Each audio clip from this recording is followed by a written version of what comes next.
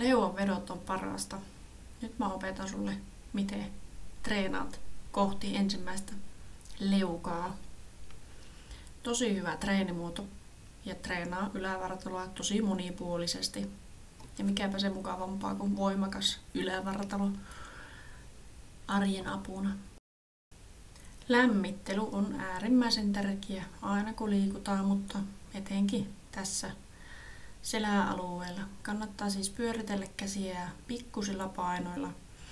Tehdä tämmöisiä liikkeitä, mitä mä tässä näen tuommoisessa etunojassa ja nostelet tavallaan lapoja tai koko käsiä, mutta lavat menee siellä yhteen. Tuommoisessa V-asennossa ja sitten ollaan Y-asennossa. Pyri siis pitämään selkä suorassa ja vaan lavat tavallaan liikkuu tuolla selässä, tietenkin käjetkin, mutta sillä lailla saat aktivoitua sitä selkää. Tässä on taso 1. Veto tapahtuu tuon joko tangon tai renkaiden alapuolella. Eli vartalon pitää olla suoraan sen alapuolella. Jalat siis tukemassa tätä liikettä.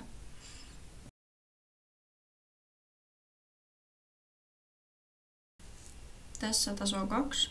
Jalat on nostettu korokkeelle, jolloin avustus vähän vähenee. Muista pitää vartalo renkaiden tai tangon alapuolella. Ja sitten kun onnistuu tuo tuettu leuanveto, niin että jaksaa tehdä hyvin 6 toistoa, niin voi ruveta tekemään negatiivisia A- tai B-vaihtoehdolla tuollain penkiltä. Eli tuolta ylhäältä tuut 5 sekunnin laskulla hitaasti ja hallitusti. Tai ilman penkkiä hypyllä. Keskivartalo on aktiivisena ja koko keho on jännitetty. Mikään ei ole löysänä roiku.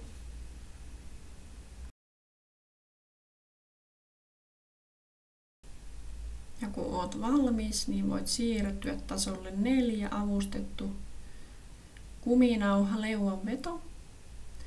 Laitat kumpparin tankoon ja sieltä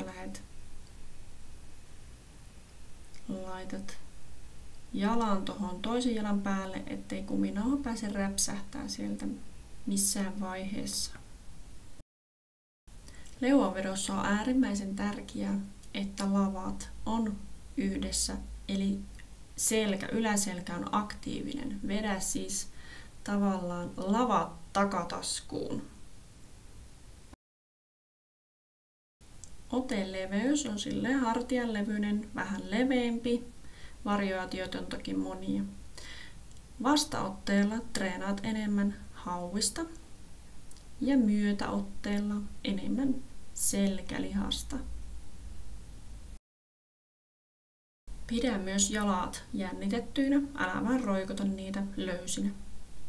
Tässä aktiivinen pito ei ole hartiat korvissa, vaan tässä hartiat korvissa ja tässä aktiivinen pito.